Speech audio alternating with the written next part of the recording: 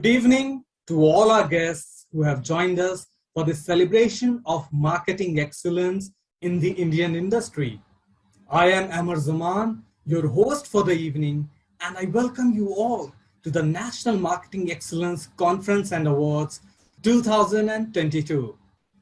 It is really heartening to see how the industry has bounced back from the different phases of the pandemic and responded with great creativity and innovation. The winners of today are exemplars of the common story of resilience that binds us all together. Before we start with the felicitation ceremony, I would like to give a brief introduction of today's event. Those that ask, what's in a name, probably do not fathom the value of a brand in the marketplace. It takes years of consistent hard work, extensive research, smart strategies, and meticulous execution by the marketing minds to establish a brand name. The National Marketing Excellence Awards, or the NaME Awards as it is popularly known as, is an initiative by the Indian Business Council to recognize the brands, agencies, as well as individuals that have set benchmarks in the industry with their marketing campaigns. Without further ado, we will start with the first category of awards for tonight. And the first category is for the social media marketing.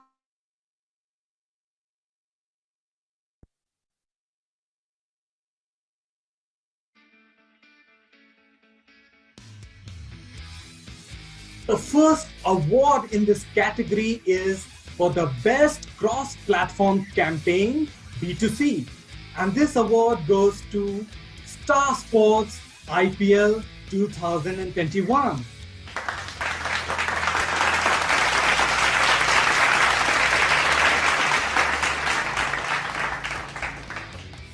Congratulations to Star Sports. Moving on to our next category of awards, and it is for the best native campaign on Instagram B2C, and it goes to London Dairy hashtag ice cream for ice cream by Shebang.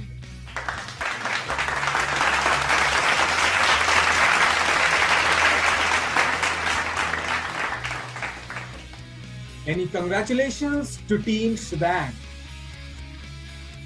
Moving on to the next category, and it is for the best native campaign on Twitter B2C. And this award goes to Big Boss OTT Boss Meter.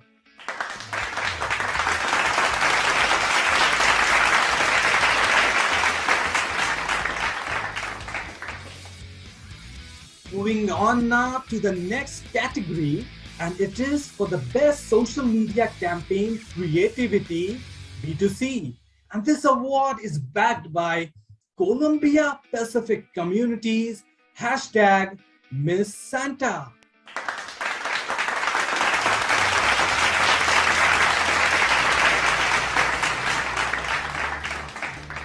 We have Jonali Saikia from Columbia Pacific Communities, who we would like to invite to the screen to acknowledge this award. Hey everyone, thank you jury and thank you NaME Award 2022 for the recognition for the social media content award for the campaign Miss Santa. This campaign is very close to our heart, and we passed a very important message through this campaign to our alpha generation, saying that their future is gender neutral and they can be or do whatever they want to. Thank you so much. Thank you so much, Jonali, for giving a context to the entire campaign, and congratulations to your entire team once again. Thank you so much. Thank you. Moving now to our next category, and it is for the best social media campaign engagement B2C, and this award again goes to Star Sports Pro Kabaddi MS Dhoni Hook Step.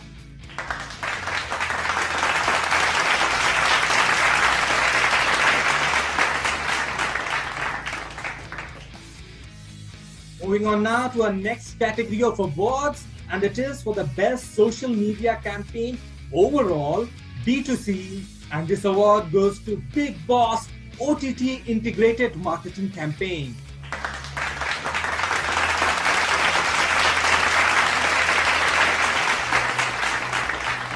Congratulations to the team at Woot and Big Boss.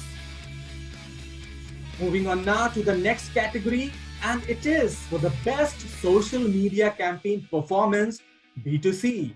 And this award goes to London Dairy hashtag ice cream for ice cream by Shebang.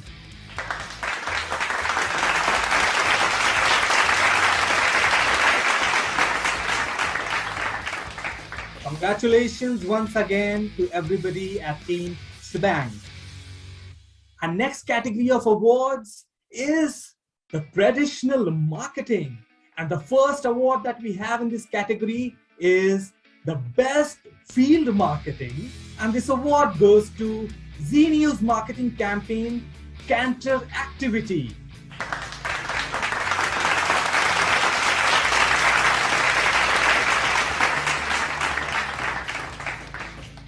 We have Sachin Paliwal from Z Media, who I would like to invite on screen to acknowledge the award and share a few words with us.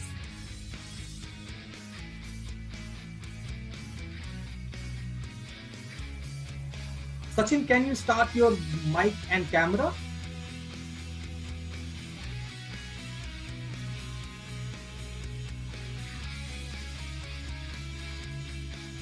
Hello. Hi, Sachin. Hi.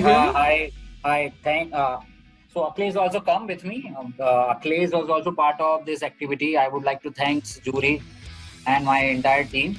And this was one of the successful activity. We earned some money in terms of revenue, and we got app download as a cost of 1.5 rupees. Plus, the activity of branding has also been done. So thanks again, IBC and my entire team. Thanks a ton.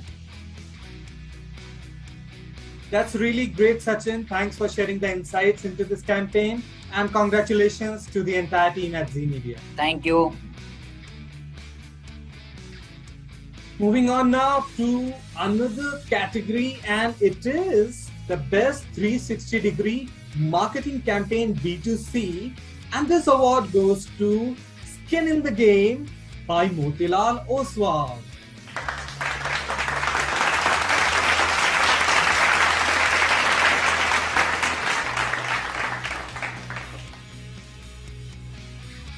Moving on now to our next award, and it is for the best 360-degree marketing campaign B2C, and this award goes to Woot Select for Candy Integrated Marketing Campaign.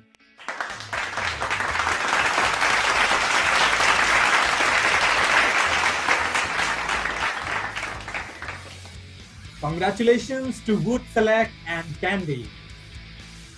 Our next category is the best conversational marketing B2C, and this award goes to Stir Hope for Bombay Sapphire by Bacardi 1862 India by OML Entertainment.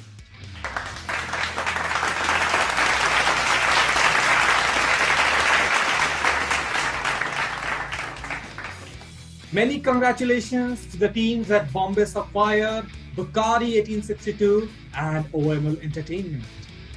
We will now move to the next award, and it is for the best OOH campaign, the Out of Home campaign, and this award once again goes to Z Media, but for a new campaign, and this one is the Opinion Poll campaign.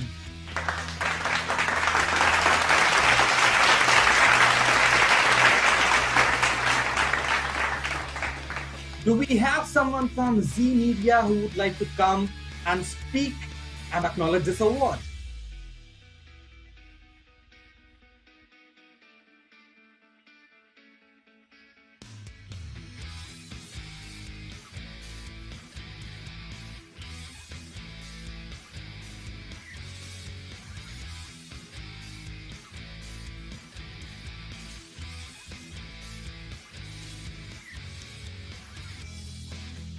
Hi Harish, can you Hi, introduce okay. yourself? Hi Harish, we can hear you. Please go on.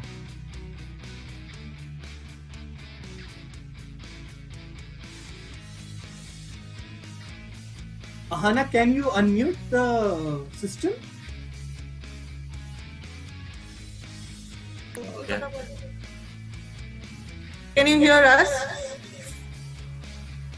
Yes, Ahana, we can hear you, although there's an echo behind you, but we can definitely hear you. Right, okay. So, on behalf of the team, we would like to thank you because all of us have worked very hard for this project. And it was very interesting because it's the first time that we've done something as big as a campaign for opinion poll.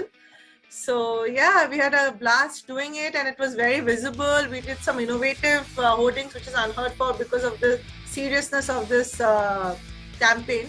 But we did it. And yeah, this is the first time that any news agency has done such a big project based on opinion polls. So yes, thank you so much. That's really well done, and I congratulate you and the entire team at Z Media for this accomplishment. Thank you. Moving on now to our next award, and it is for the best product placement B2C, and this award goes to You Got Chef Season 3 for Doers by Bacardi 1862 India OML Entertainment.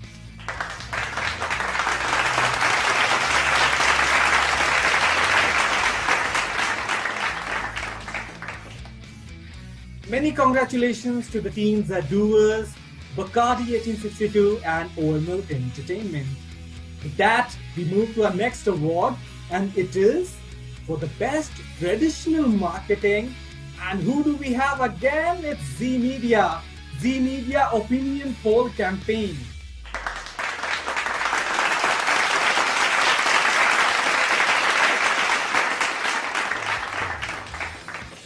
We have Rakesh Joshi with us, who would like to share a few words with us on yet another award win.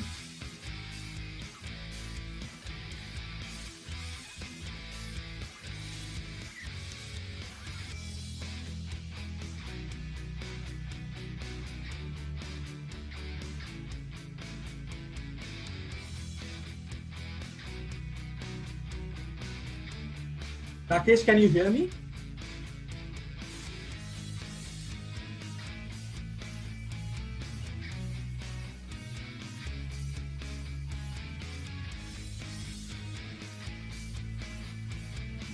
I think we have Sachin from Z Media who would like to speak. Sachin, can you hear me?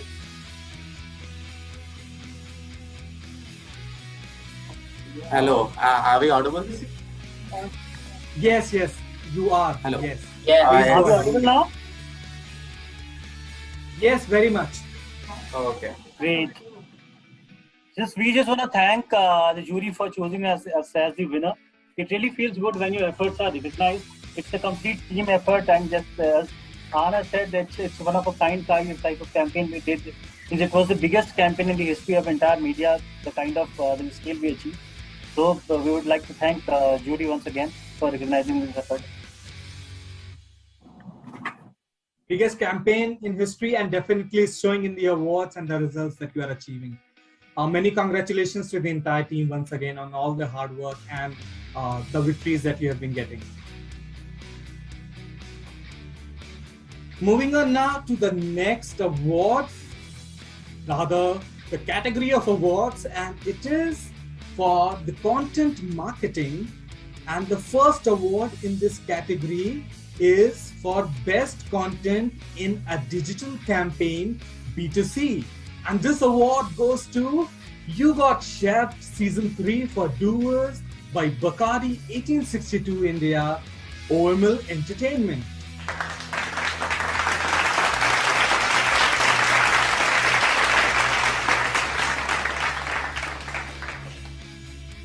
Congratulations to the winners once again. Moving on now to the next award, and it is for the best content in print B2C. And this award goes to Columbia Pacific Communities. Loneliness is not on the menu.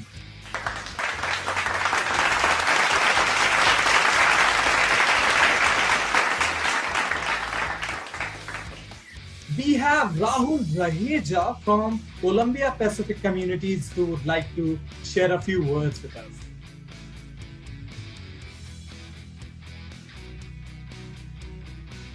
Hi everyone. Thank you to the jury for recognizing our efforts, and to the whole marketing team at Columbia Pacific Communities for making this possible. This is a very special communication for us because this was the brand's first print ad, and hence it holds a lot of special place in our heart. So thank you once again for recognizing our efforts. Thank you. Thanks, Rahul. I think our audience would also like to know what Columbia Pacific Communities does, because that will set a lot of context to what work you're doing and the awards that you're getting here tonight.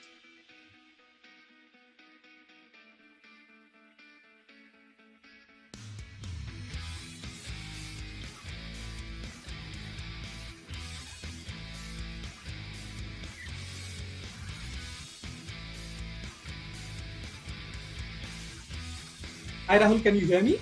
Hi, I'm so sorry I missed you earlier. What was the question? No, I was saying that if you could give an introduction to what Columbia Pacific Communities does, because I think the audience would really be interested because of the number of awards you're winning tonight to understand what you guys do and the awards that you're winning, yeah? Right.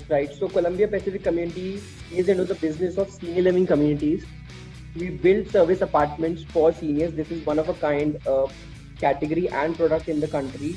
Our parent company is actually Columbia Pacific Group, which holds 40 years of experience, and we are finally getting this concept to India, and we are trying to make life of seniors better, and we strongly believe in our brand ethos of positive aging, that age is just number and one is as old as you think. So this is what we're imparting as senior residents to live a better life even after the age of 60. Yeah.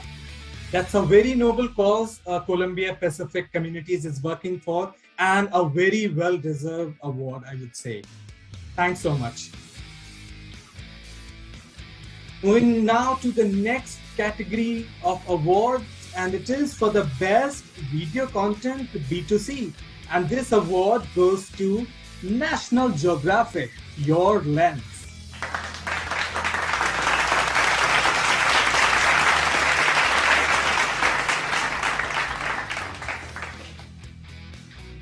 Moving on now to the next category, and it is for the best content in a social media campaign B2C, and this award goes to Stir Hope for Bombay Sapphire by Bacardi 1862 India, OML Entertainment.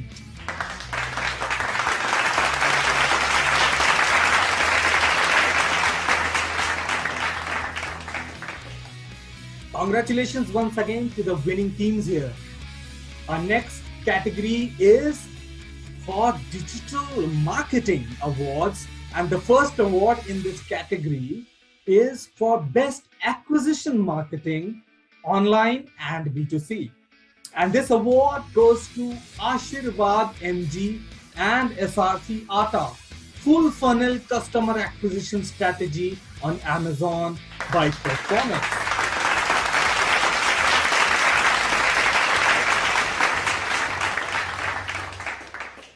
Congratulations to Performix. Moving on now to the next category, and it is for the best affiliate marketing online B2C, and this award goes to Credit B.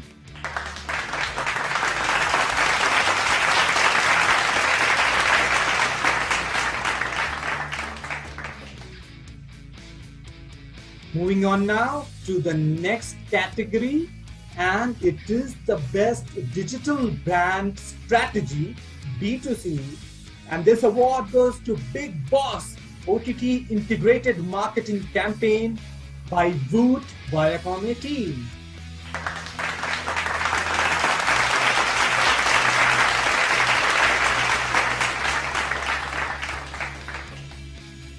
Congratulations once again to the teams at Voot Viacom team and Big Boss OTT. Moving to the next award, and it is for the best digital integrated marketing B2C. And this award goes to Casa Bacardi for Bacardi by Bacardi 1862 India, OML Entertainment.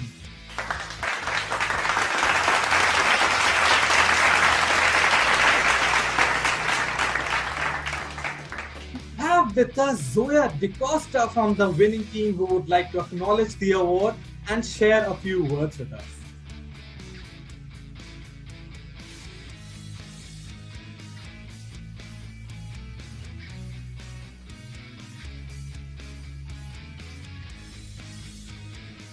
Zoya, can you hear me?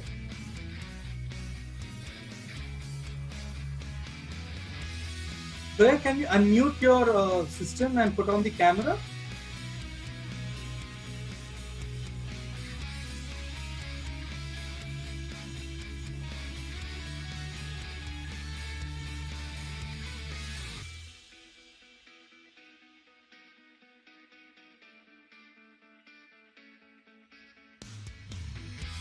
I think there is some. Zoya, we can see you as unmuted on the system. Can you speak? Are you able to hear us?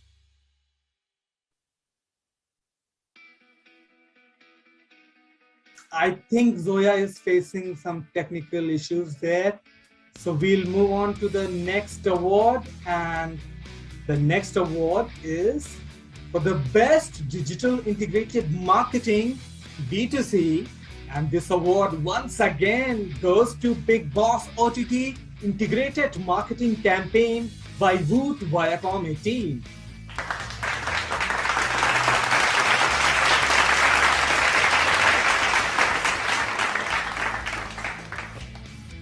Many congratulations to the winners.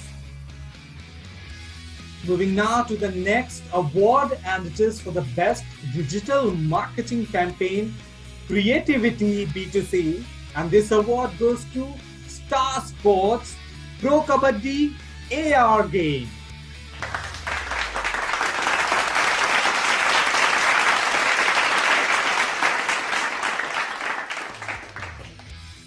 Congratulations to Team Star Sports.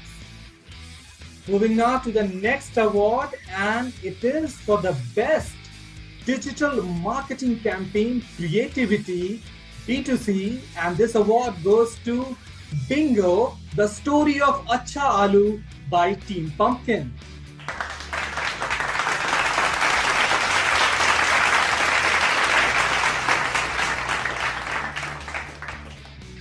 Congratulations to the winners. With that, we will now move to the next award, and it is for the best digital marketing campaign engagement B2C. This award, ladies and gentlemen, goes once again to Big Boss OTT Boss Meter by Woot Viacom 18.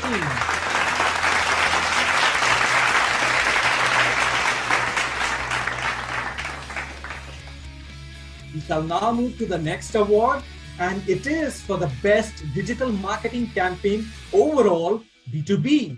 And this award is backed by Duem 2020-2021 Dell Technologies by Gozu.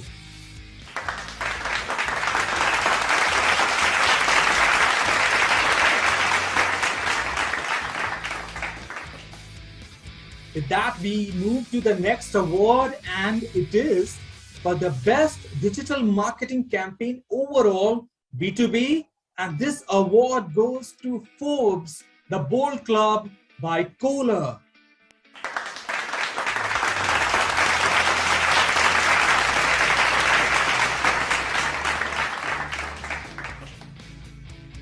Congratulations to the team at Kohler. We will now move to the next category, and it is for the best digital marketing campaign performance B2C. And this award goes to Credit B.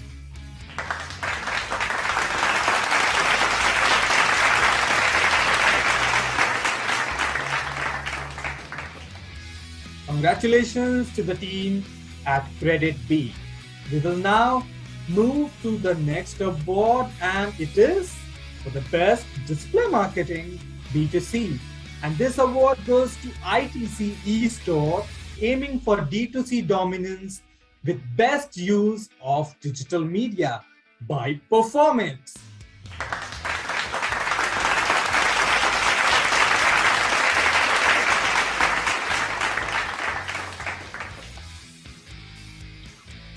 With that, we move to the next award, and it is for the best email marketing campaign. And this award goes to HDFC Ergo.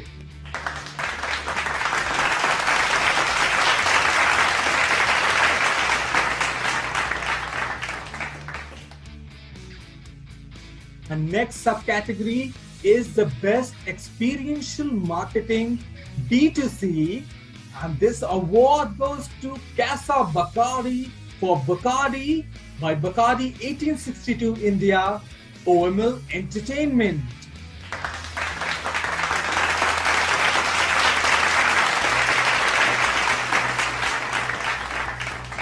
We have Zoya DeCosta with us. We couldn't connect to her last time, but I am guessing she's here with us. Zoya, over to you. Hi. Can you hear me now?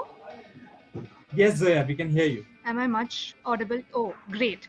First of all, thank you so much for blessing us with this honor. A big thank you to Indian Business Council and of course the prestigious Fathom of NaME Awards.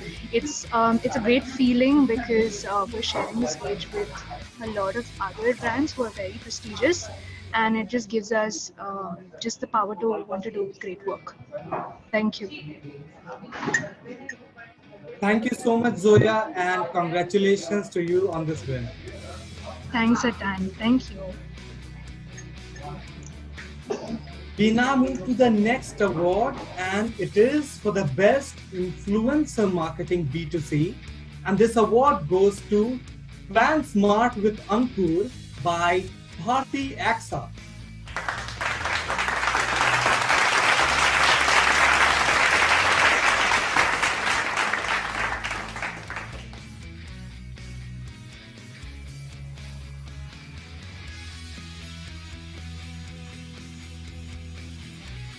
The next category is for the best influencer marketing B2C, and it goes to Wood Select Film Festival Influencer Partnership Campaign.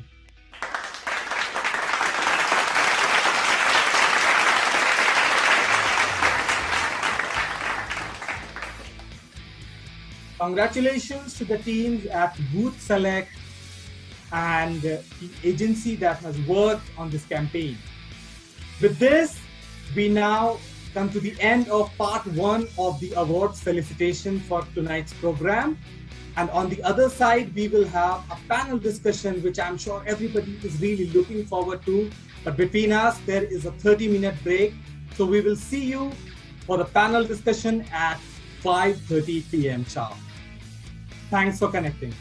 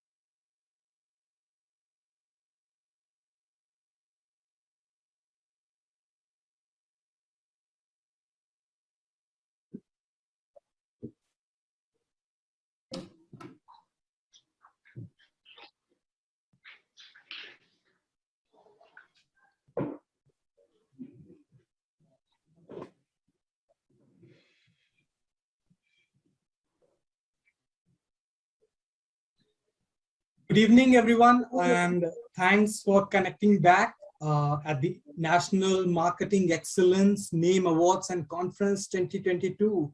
We now will start with one of the sessions that we were really looking forward to for the evening, and it is the panel discussion.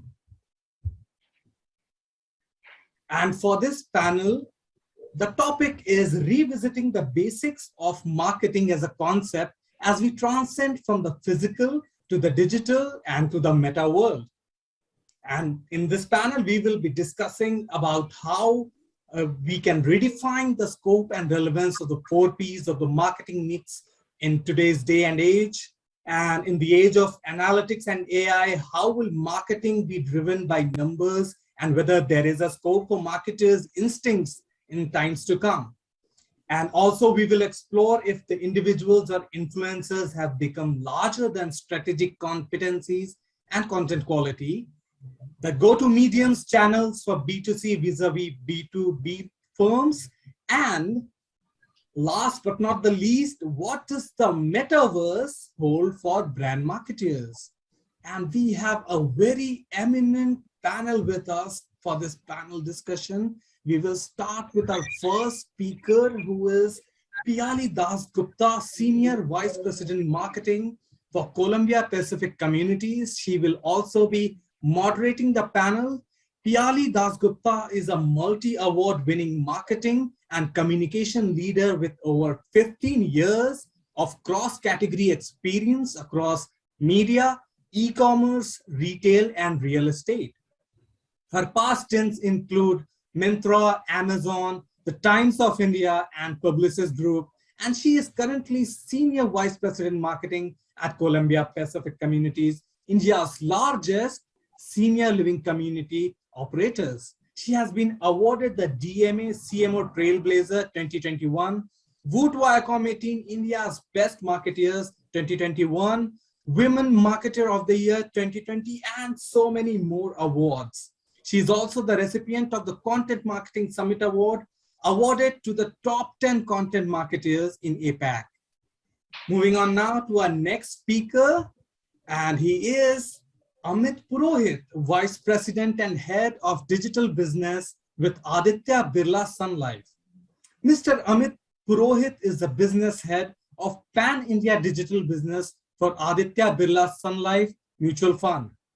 Digital sales, digital marketing, digital tech, asset development, and digital operations are the core functions he is responsible for.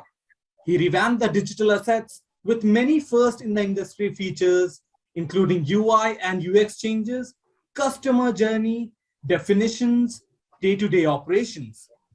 He established synergies with large platforms to take our digital products to larger audiences in India. Thanks, Amit, for joining us. We will now move to the next speaker, and he is Mr. Rituraj Bidwai, who's the digital marketing head with Soba Limited. Rituraj has more than 16 years of experience in marketing and brand communication with specialization in digital. He has an astute understanding of various digital marketing channels, coupled with solid technical knowledge that gives him an edge in implementing brand-related campaigns derived from the overall business objectives. The work during his stint with Godrej won awards at Asia Retail Congress and CMO Asia Brand and Marketing Excellence Awards. Rituraj has featured amongst the top 100 smartest digital marketing leaders in the country as on Feb 2019 by CMO Asia and Digital World Marketing Congress. Thanks a lot, Rituraj, for joining us for this session. Our next speaker is Aman Dhal, who's the founder of Comms Credible. Aman Dhal is experienced in integrated communications consultancy called Comms Credible. Through his venture, Aman is trying to build trust within the ecosystem that binds the media and the corporate community together. In his last role, he was a story maker for the world's most valued insurtech brand PolicyBazaar.com. Aman is an alumnus of Delhi University and Loughborough University, UK. He has been a sports person and a business journalist earlier in his career. Thank you so much, Aman, for joining us for this session. With that, we move to our next speaker, Ambrish Ray, who is the co-founder and CEO of Digital Dogs Content and Media. Ambrish has over a decade of experience in founding ventures across plays from content and technology to communications and experience design.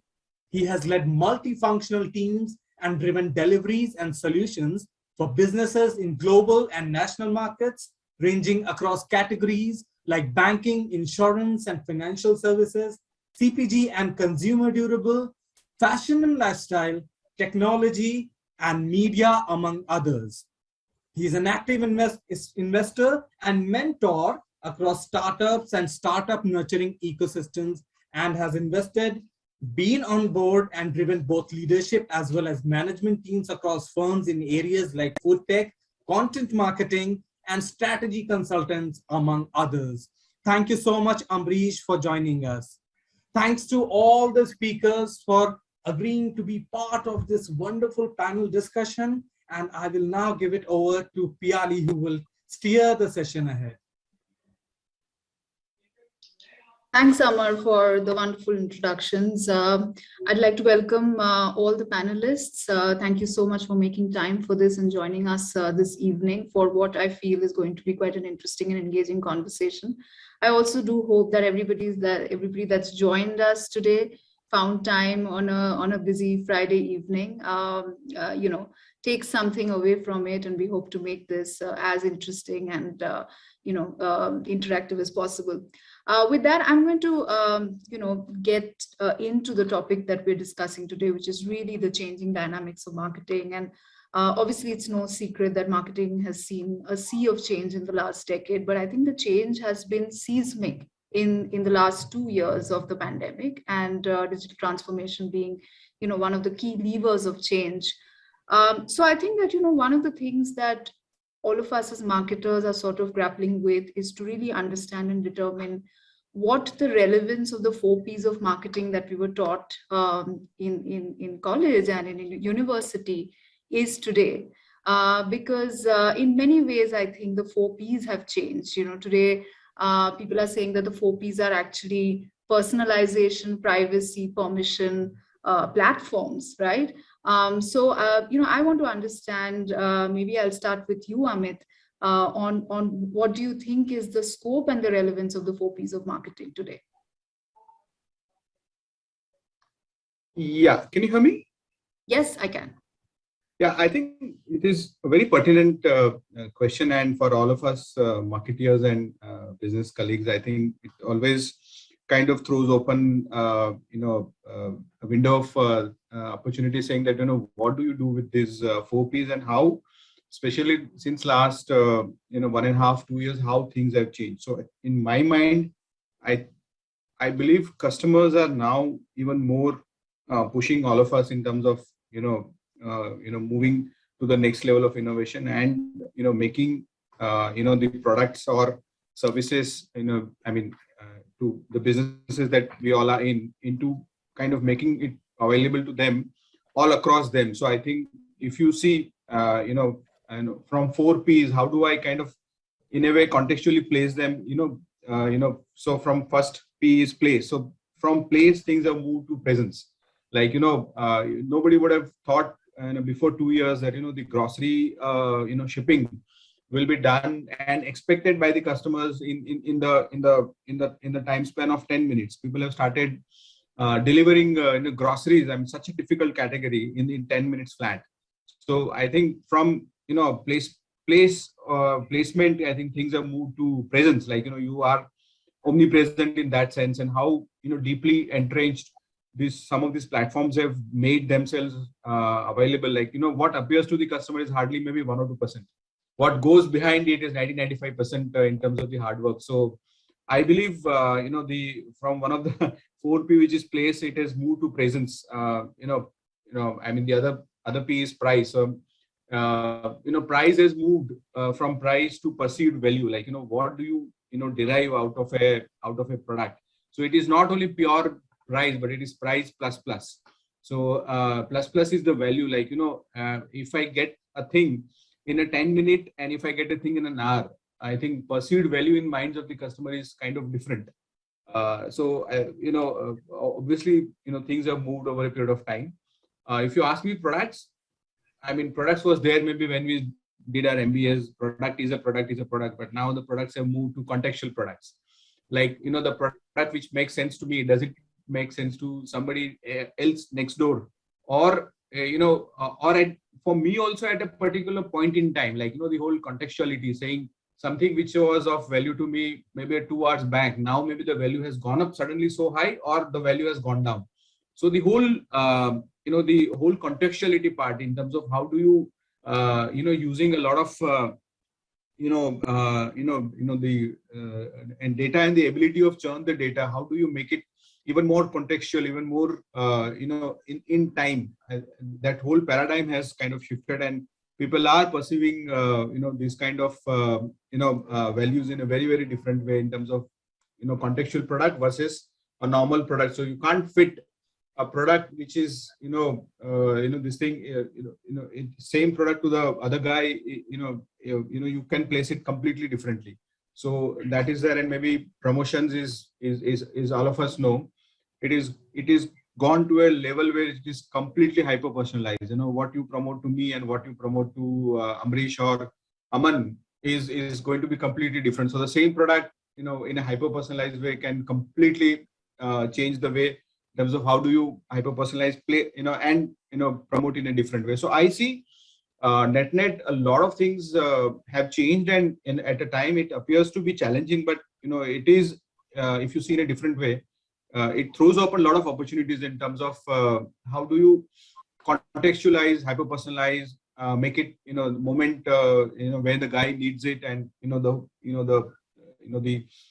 perception about your brand is going to be completely different, and that's how you create a lot of word of mouth. Because I've seen, all of our marketeers, we spend a lot of marketing dollars in promotions and all, but end of the day, what matters is word of mouth. How your how your friends and families kind of talk about you. And there are many examples in the world, like in our industry, Zerodha is there, which is one of the biggest broking entity as we speak. But the kind of if we ask them what kind of money or marketing spends that you have made to make it successful one, answer is zero. They have not made any marketing spends, but still purely because of the whole platformization, like one of the P's that you mentioned, platforms. So how do you platformize it and create the use cases which were kind of earlier not there? So on the same platform today, there are people like Small Case, which are kind of thriving and surviving and making even more contextual products and use cases. So, that's the power of, the digitalization and platformization of the businesses. So, sorry, longer answer, but, that's how we see, and we'll kind of discuss further with the, co-panelists, but very interesting, and the way things are moving, I think it will be even more fast paced going forward. Thanks, Amit, for those very, very pertinent points that you made. If I could come to Rituraj next with the same question. Really, so first and foremost, really great to see you again, and being part of the panel. Amrish, Aman, read a lot about both of you. Mr. Purohit, yes, I know the kind of work you have done because I also have worked in mutual fund industry in the past. So really, really glad to be part of the panel. I just want to take us back to our original 4 Ps. So we usually used to talk about product, price, place, promotion, and that used to be the gospel truth. But now what has happened is, I mean, obviously after a decade, I would say more than a decade, 16 years now. So now those Ps are very different, and they're different for different industries. Okay, a wise person has said that marketers are in the field of day trading attention. I know whom I'm referring to. So Amrish is smiling, Aman is smiling. I'm sure you're also smiling, so you know whom I'm talking about. But mainly, if we look at for our industry, specifically real estate, or even consumer goods, if you look at it, It is mainly product, people, process, and performance. Okay, so product is key. Say for example, you are a consumer goods product. If your product is absolutely ace, then you will create ambassadors, right? Then equally important is people. Now people is not only your own employees, people also is customers, right? Now if you look at, so this is usually a process which I follow, that if you look, I look at in the last 3 months, every month, 5 categories: fashion, food, entertainment, and gaming. So those are 4 categories. I look at how the top 5 apps are moving. Okay, and you have news and entertainment, right? Sorry, entertainment is actually covered with news and entertainment, right?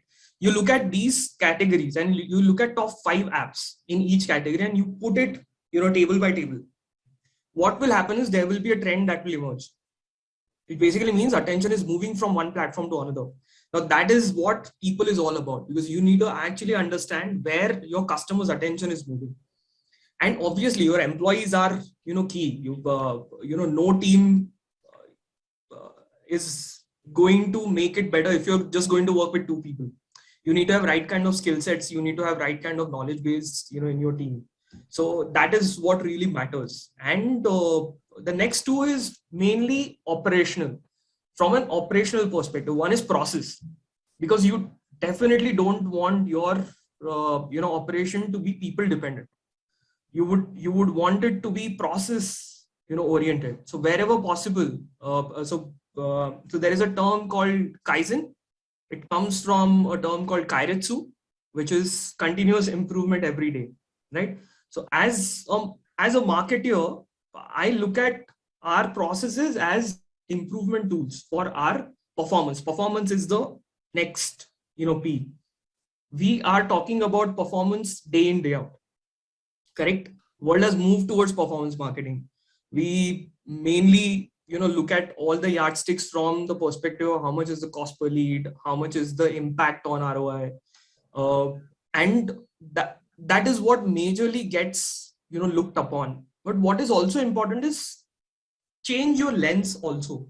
As a marketer, if you are looking only at performance, you're neglecting a very important part, which is awareness, right?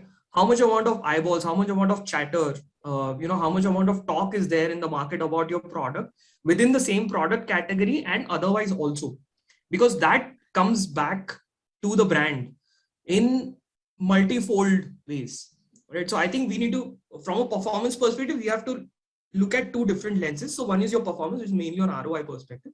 One is awareness, because awareness also in a longer term will come back and give benefit to the brand. So I hope I did justice to the question. Oh yes, absolutely, Rituraj. Thank you so much for that. Ambarish, I'm going to come to you next.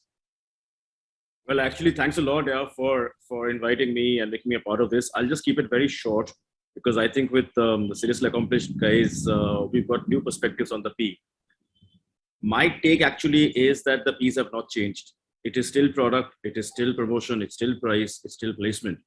And the reason for that is because their definitions, like everything in culture, has changed a lot dramatically. If you look at the whole thing earlier, when we were talking about the origin of the 4 Ps and such, the whole point was that there was a very non-synchronous relationship between product, price, placement, and promotion. If you look at classical FMCG marketers, for instance, yesterday's FMCG is today's CPG, yesterday's marketplace is today's D2C. But if you look at one of the classics of marketing, which is FMCG, you had a product. It was probably getting made somewhere in Himachal Pradesh or in some SEZ or somewhere in the south. And then there used to be a whole host of completely faceless, nameless structures, which we used to call as trade earlier, from CNF agents to warehousing to distributors and retailers, etc., etc. Because of which we even had things like tertiary audit and secondary audit and primary sales. All of these was completely a fairly opaque, fairly circuitous, fairly mountainous road between the product and the consumer. And then you had price, and therefore you had promotions, you had price offs, you had Diwali sale, and you had Christmas, New Year sale, and things such and such. You had placement. So if you were deep inside India, you probably wouldn't have access to the hottest, latest trends, whether it's a videotape movie release or it's the latest fashion, which will take its own sweet time to come to tier 2 and tier 3 India. And then, of course, you had placement itself. So I remember about, I think, a million years back, Srira Market was the big mall in Calcutta, West Bengal. And that was like the big launch, and its dome structures and its positioning in Park Street and Kamak Street. So placement itself used to be everything. Therefore, the simple point I'm trying to make, and I'll just keep it really short, is that everything had its own universe about itself. So there was product, there was price, there was promotion, there was placement. Nothing's changed except one thing. Everything is fluid. There really is no barrier anymore. And therefore, the one thing that has gone out of control is choice. Earlier, choice really was a few things to be chosen from a defined set of codes. So you could choose as long as the color was black, or you could choose as long as there were three and you could choose one of the three. Today, for instance, I can sit here right now in Bombay, take out my mobile phone and buy something straight off the shelf in London. And that technically is where the whole difference between the piece then, the piece now, and the piece of the future, because I believe metaverse is part of our discussions today in the panel is.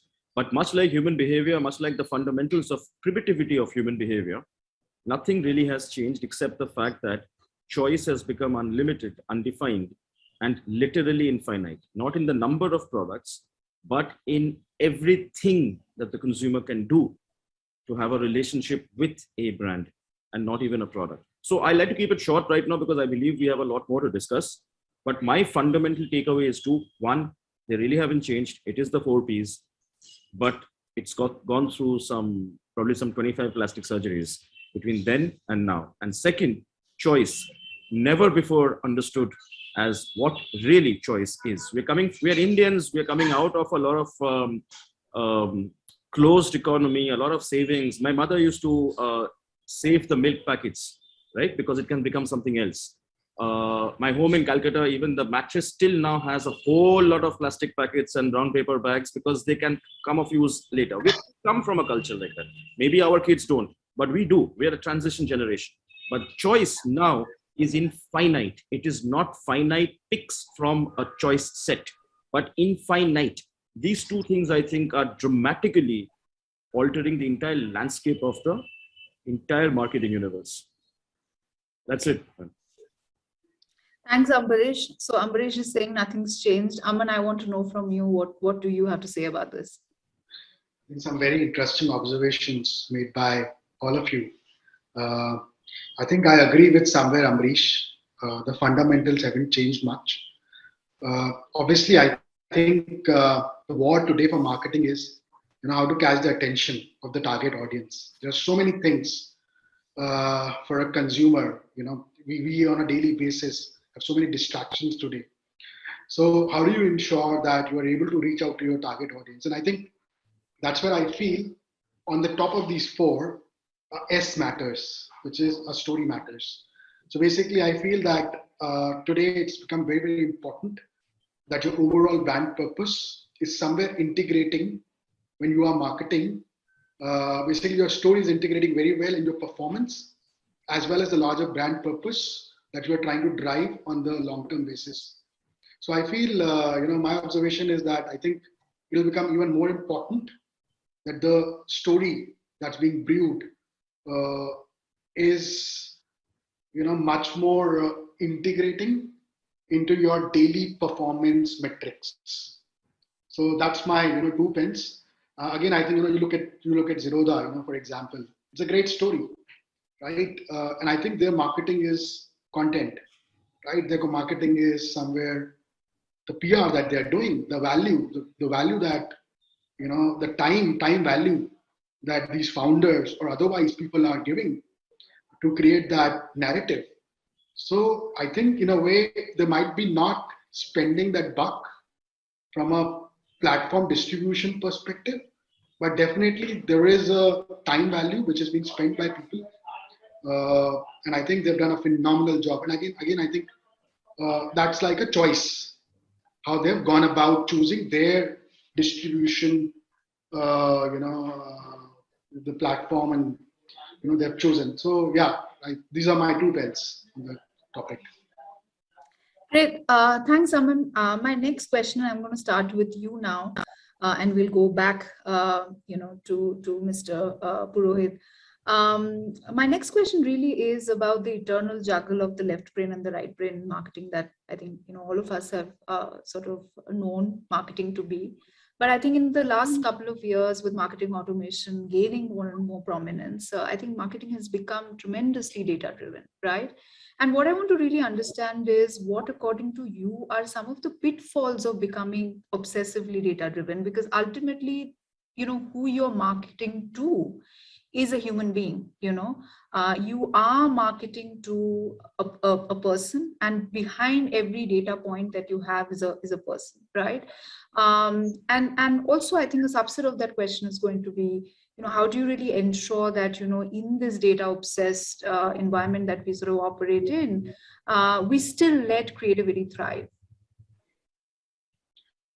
It's a very, very good question. And I think, I'll talk more from a integrated communications perspective than a pure marketing play. And I think, having worked with a lot of my teammates who were deeply into, especially digital marketing, where especially it was much more data driven. I think eventually, how does this data fit into the overall picture? I think that is of paramount importance. And I think that obsession will stay with data. I think that's not going away. I think what will be important is how you are presenting that data. Are you able to dissect the data better? I think that's the bigger challenge for a lot of people. How do you ensure that data is actually making sense for the top line or the bottom line? So I think more and more, you will see a lot of measurements. Agencies are already coming into the picture. A lot of focus will be on measurements. And I think somewhere there is no right measurement. And I think it has to be, uniquely optimized for a company. For instance, I'll talk about, from a communications perspective, from a public relations perspective, which is a subset of marketing. There are certain practices, for instance, AVE, return on objectives. While I was at Policy Bazaar, for me, it was very simple. What do my founder want? Right? I tried to enlist that and created actually a very unique solution rather than actually copy what the industry is doing or what the industry metric is.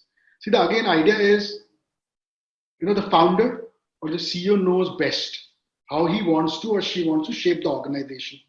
So from a data perspective, if we are able to match it up in terms of how they want to see the brand moving, also, it is in sync with the reality. We're able to show the real picture. I think that is very, very important. So I feel this obsession with data is not going away.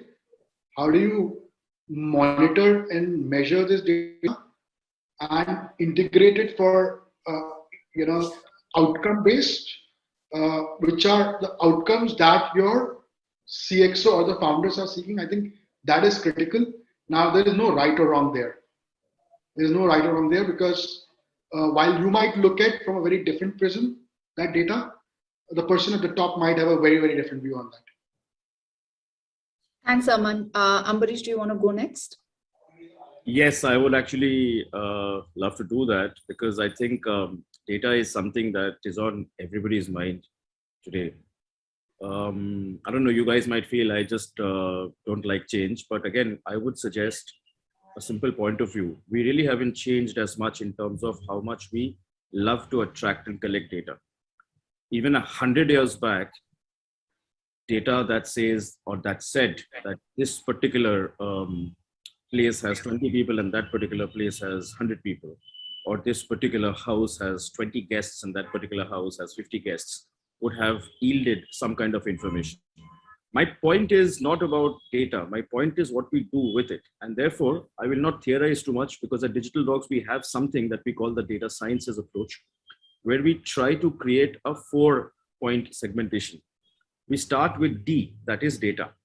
And then we move to IKI, which is information, knowledge, and insight. It's very simple. Data to us is like air. And today, even in this conversation, there is probably at least 100 data points simply being generated.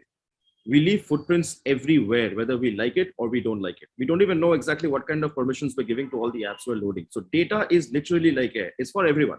If you punch into it, if you plug into it, then you have access to it. But data is just the starting point for us.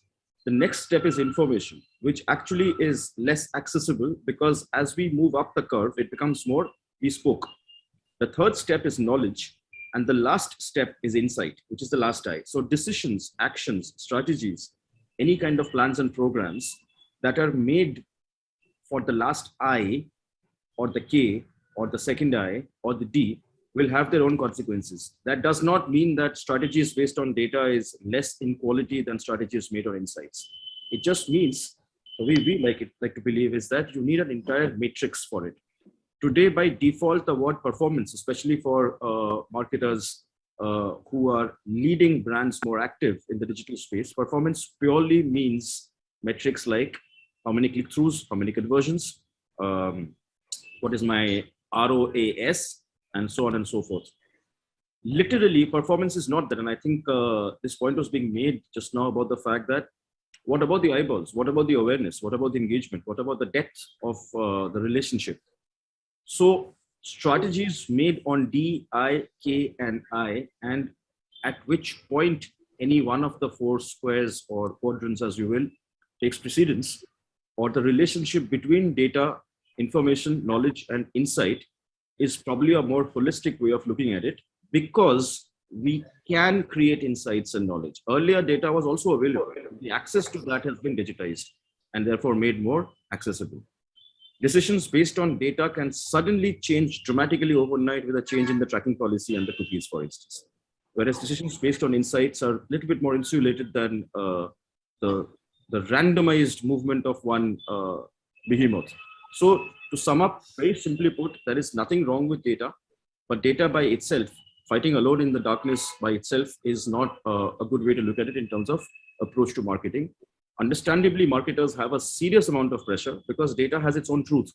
If one marketer in one quarterly meeting says that my advertising spend has returned 26% CTRs, and another marketer in another boardroom at the same time is saying 40% CTR, mathematics wins the argument. Mathematics wins the day. However, data by itself is a very lonely and probably lopsided fight to fight. Thanks, Ambarish. Some very pertinent points made there. Mr. Purohit, if I could come to you.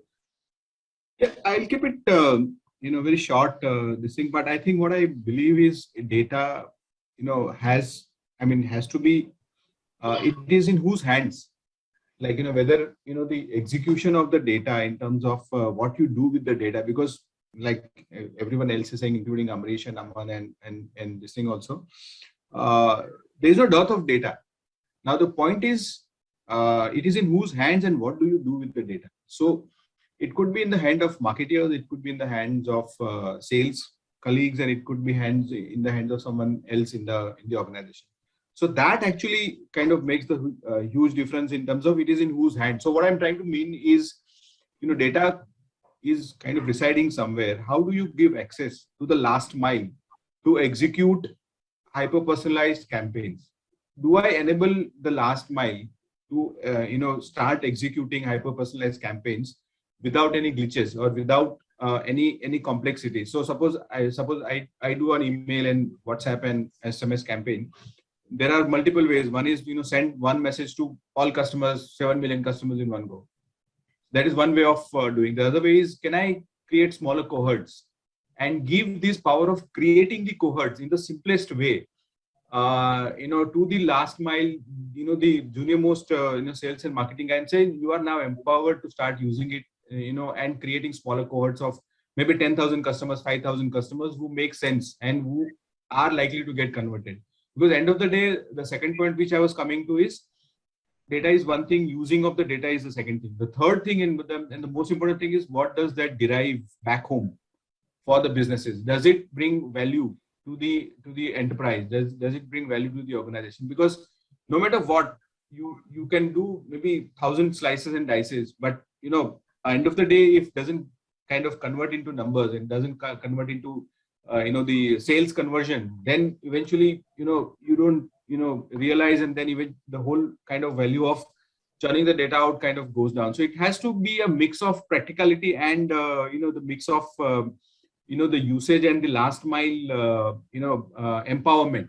That's where the data comes into picture, and we are seeing these left, right, center in the organization, especially with the larger organizations. You have the kind of platforms. I will not name them, those platforms in the public domain, but these are all Ferraris in the sense of the data tools in the platforms that we have. Do you drive Ferrari like a Ferrari? I have not seen that happening in Indian organizations. People drive Ferrari like Maruti 800. So that's where the whole kind of ball kind of drops. So I mean, eventually, if you start moving in that direction, it will be a huge value which we can derive out of data.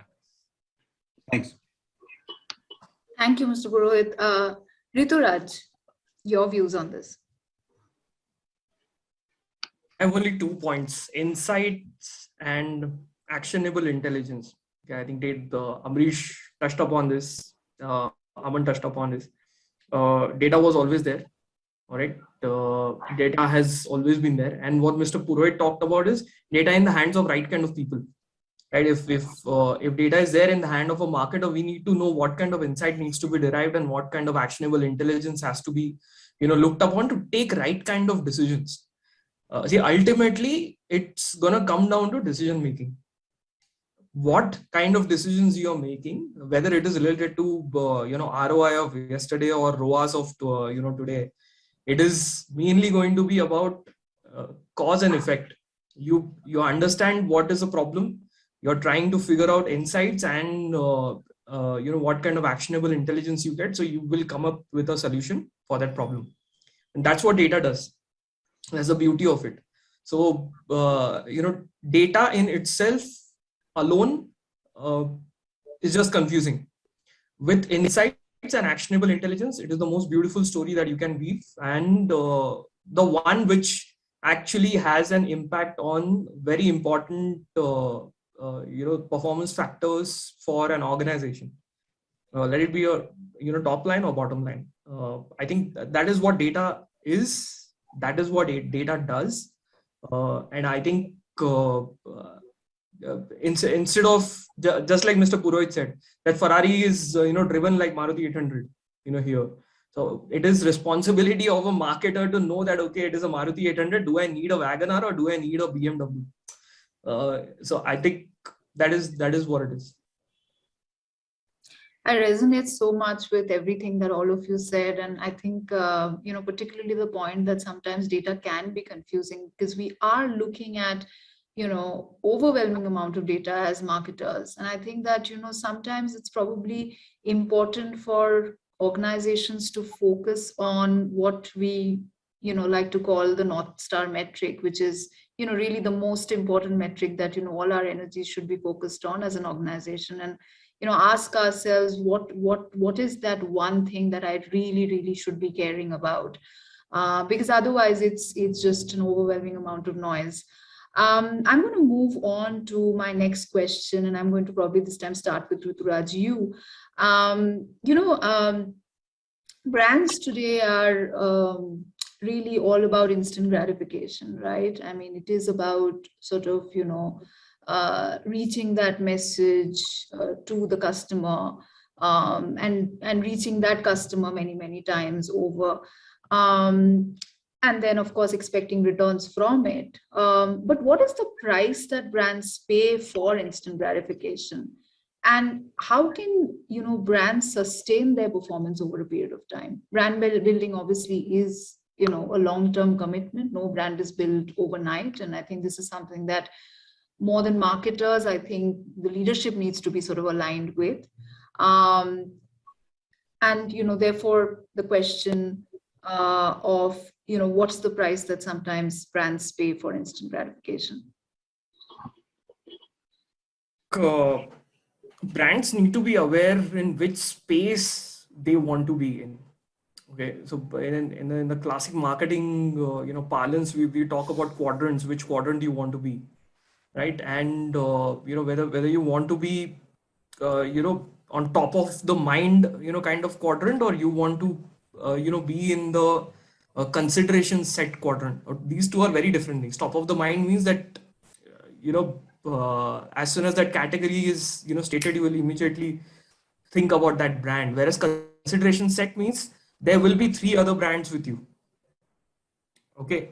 Now, if brands really understand the consumer journey, and especially marketers or someone who's driving that function understands consumer journey, how exactly they think, how exactly they move ahead in different stages of customer journey, it becomes easier to identify and define that we want to be in this particular quadrant or that particular quadrant.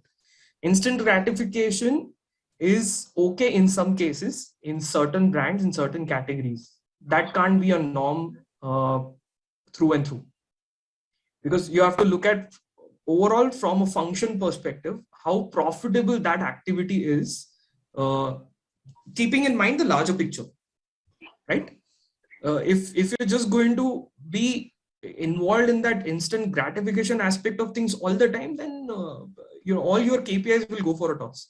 You will not be able to run your function in a very effective manner. And considering the fact that we walk a very tight rope as marketers nowadays, right, where every time we are mainly being questioned about performance, how exactly we need to evaluate.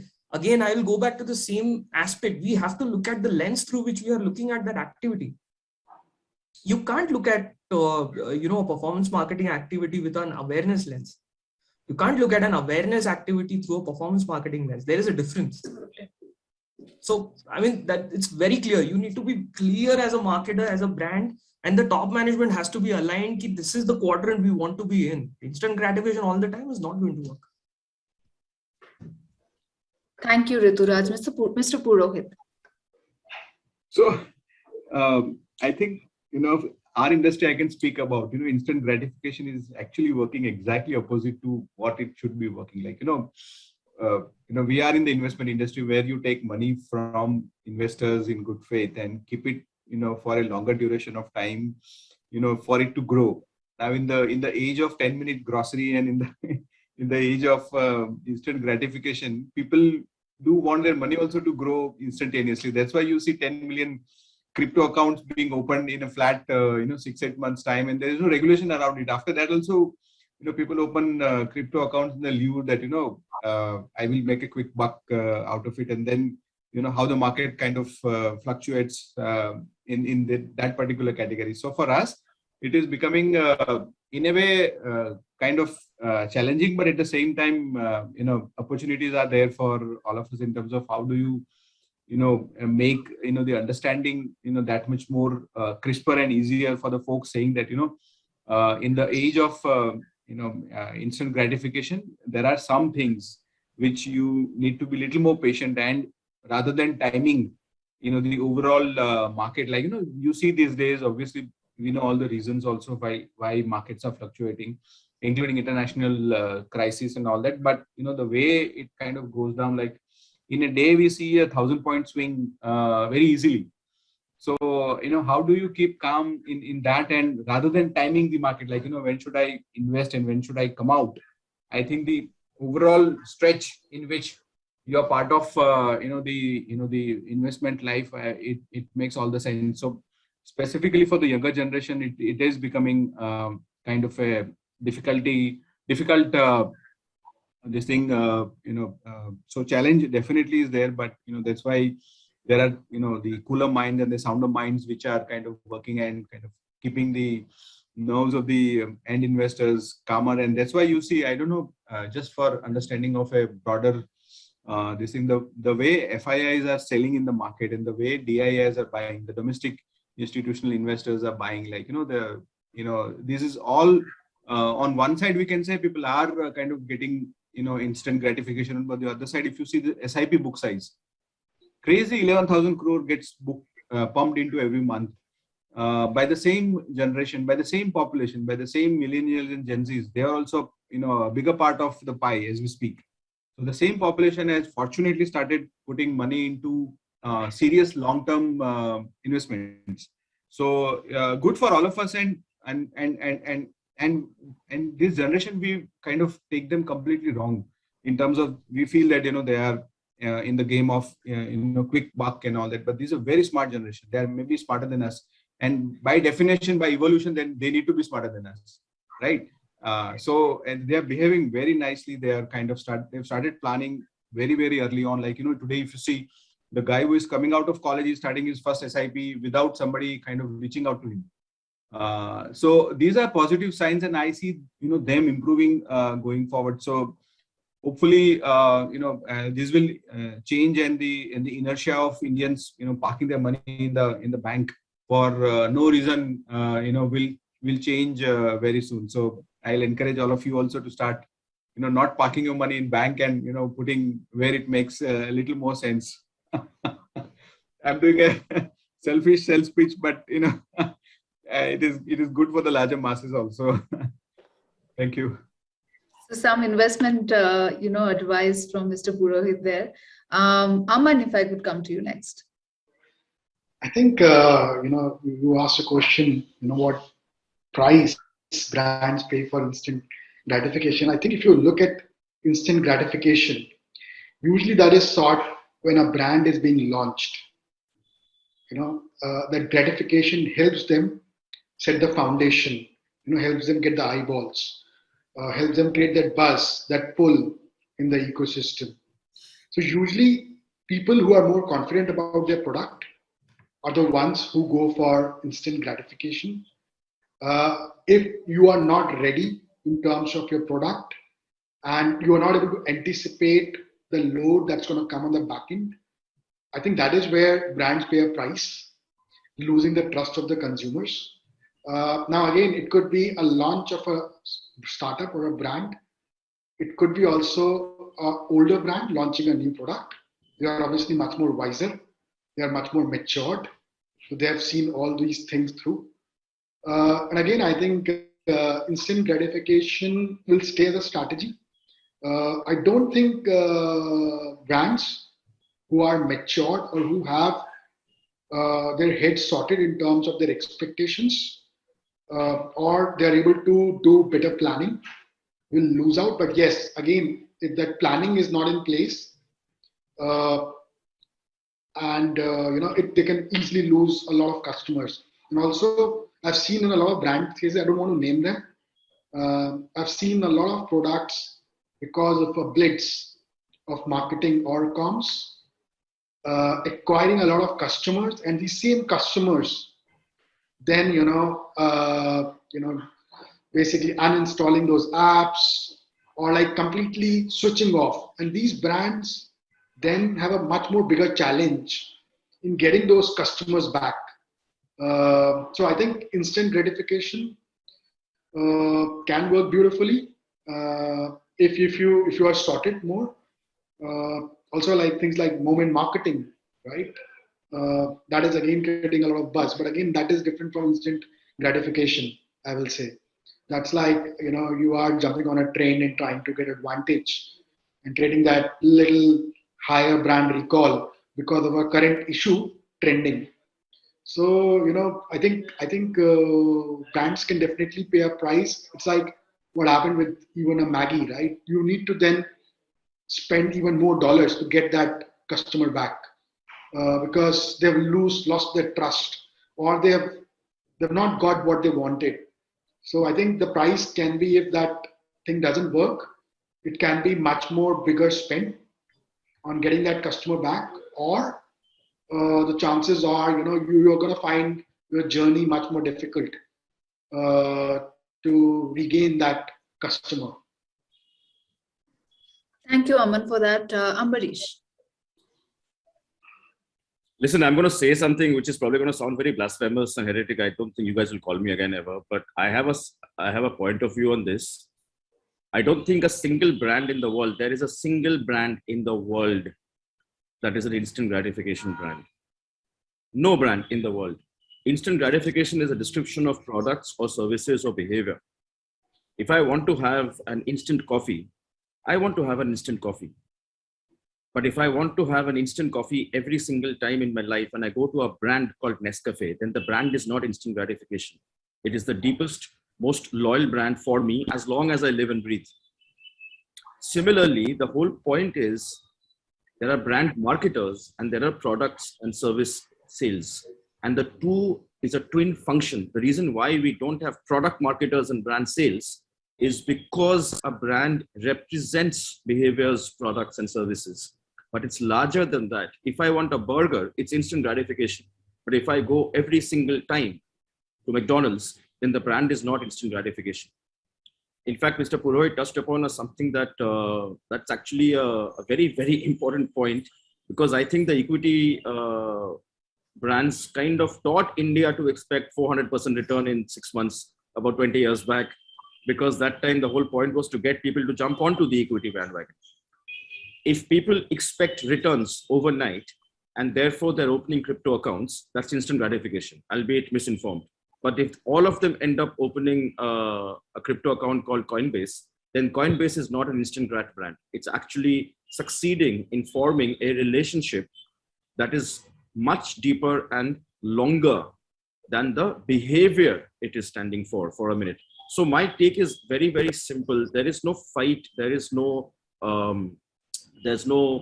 debate between some brands that pay a price for instant gratification and some brands don't, because if brands are standing for instant gratification, the price is very heavy in today's day and age. And that is again not different from 20 years back. At Leo Burnett, we used to have a way of looking at something called hostages, because if brands were selling on price, and at that point in the life cycle of a consumer, he or she couldn't afford the product but could only afford the price, then the moment he or she could afford something better, she will leave you. So therefore, the whole point of instant gratification is a behavior, product, or service, whereas a brand represents that and much, much more, which is relationship. I would like to kind of wrap up what I have to say in this. I think we're a little tight on time, but there is no instant gratification brand in the whole world, or ought not to be, in my opinion. 100% agree with that, Ambarish. I'm going to start with you, and I think we have time for just one more question. And this is going to be about metaverse, something that everybody is talking about. And I can't not have your take on this. Can't let you go without listening to you and to your perspective on this. Now, metaverse is yet another platform for reaching out to newer sets of audience, and particularly the Gen Z and the millennial audience. And I think in the last couple of months, we've already seen quite a few brands making their presence in metaverse, starting with Coca-Cola. We've seen Vans do something quite incredible. We've seen recently, I think, a Gujarat IPL team, in metaverse. My question is, there are two parts to this question. Part one, is metaverse going to be something that's predominantly for top of the funnel objectives that marketers would sort of use it to achieve? And that's obviously, more visibility, recall, et cetera, but not necessarily bottom of the funnel objectives. And the second question is, how scalable do you think this is really going to be, considering, it does require headsets, et cetera? And I mean, India is far from sort of getting to a place where we would actually, see critical mass in that, right? So Ambarish, I'm going to start with you. Good question, actually. Very, very good question, because the metaverse is on everybody's mind, and we are using that word, and it's actually kind of knocked on the door and entered our lives somehow, one way or the other. Funny thing is, the metaverse existed back in 2008 when the PlayStation actually launched it as an alternative space. So I'll stick to the two questions you've asked, and I will try to answer them the best way I know. The first question you asked really is, what is the purpose? At which stage in the funnel will the metaverse be? My feeling is that the metaverse is above the tofu in that sense, because it is not even top of the funnel, because the funnel is still getting constructed. But the metaverse right now is the reason why people have expensive dogs or sports cars. It is because some brands need to be on the metaverse because they are the leaders. They are the people who show the way. They are the people who build the torch, and then the light shows. So some brands have this upon them. Some leaders cannot not take risks. Otherwise, they will no longer remain leaders. Beyond that, there is nothing in the Indian context yet that the metaverse can truly do in terms of scale. And interestingly, there are two reasons for that. One is your second question itself. That is the hardware and the compatibility of it. My point is a little bit more cultural. I think we are too happy as a people. We are still as a people preferring real people, the real messiness that comes with real friendship, real parents, real girlfriends and boyfriends, real wives and husbands, real places to hang out in the sense that we are not yet as driven by a sense of our own world. I'm not talking about the Gen Zs, actually. I'm talking about the crossover generation, and technically, statistically, economically, they make more of a marketer's pie yet. So tomorrow's markets may be very different, but today in India, most of the people who can afford those headsets, most of the people who can afford to buy the brands and the products that are in the metaverse are actually very happy with the real universe in that sense. The metaverse is a concept that is coming from a culture currently that is about me, myself, and my world. I'm not talking about individualism. I'm not talking about social outcastism. What I am talking about is that some cultures prefer their world to spin around their axis. We as a culture are a mix of many, many real worlds. I don't know how it's going to shape 20 years from now, 15 years from now. But right now, the metaverse is a fantastic space to watch and a great place to be present in for literally anybody. Whether we are a brand, whether we're a human being, whether we want to put some money in crypto, we want to experiment with blockchain, we want to acquire some NFTs. But it is a place that is too new to ignore, but too unknown to make a plan on. Thank you, Ambarish. Aman, would you want to go next? I think Amrish has put the nail on the head, what he mentioned. And I think I remember talking about metaverse long back. I was part of Economic Times. And in 2008, I clearly remember this came into existence. Now, whether, obviously we've come a long way in the last 14 years. Now, whether we are actually ready from that perspective, obviously, I think what we have seen as a society, we are much more exploring, much more wealth is being divided equally. So I think that whole conversations around my space are much more bigger. At the same time, there are a lot of concerns around mental health, overdose of online consumption, digital consumption. So I think it's an interesting space.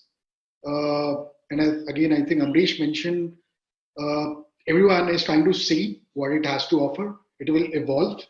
But at the same time, I don't think anyone is gonna put a primary focus on it. Some leadership brands might, but because they have to be, because they are perceived like that. That's how their perception is. They are the ones who are leading in breaking barriers or driving innovation, or leading that next phase of innovation. So I think it's an interesting space. I think that's what I'll say. Let's see what's going to happen. When crypto also came in, nobody thought the way it exploded and got the fancy of people. Obviously now regulations are coming into the picture. Even like the whole internet world, nobody thought people will buy things on internet. I've seen the journey of Policy Bazaar. I met Yashish back in 2008 when he started. And I liked it really as a concept. It was relatable, but at the same time, it's not only an online success. It's a phygital success. Might be it got branded as a digital platform. So again, I think it's going to be an interesting space, and I'm closely watching it out. These are my final words. Thank you, Aman. Moving on to Rituraj for his take on this. I think Amrish touched upon it. So accessibility of device, that is the most important. The very reason social media took off in India was because of advent of mobile phones. And second was because of data. I think if we had mobile phones but we didn't have data, I don't think so social media would have picked up so fast in India. It's very clearly the writing is on the wall. Metaverse mainly right now it is focused on gaming, because that is where all the experiences will come true.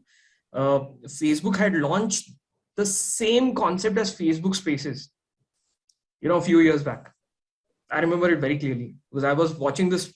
I was watching this space very closely as something will happen, things will move, but it died its own death. And then they went into the augmented reality of, things, how, fashion brand can use or an apparel brand can use it to basically give a consumer experience, or, how consumer goods brands can use it to create engagement.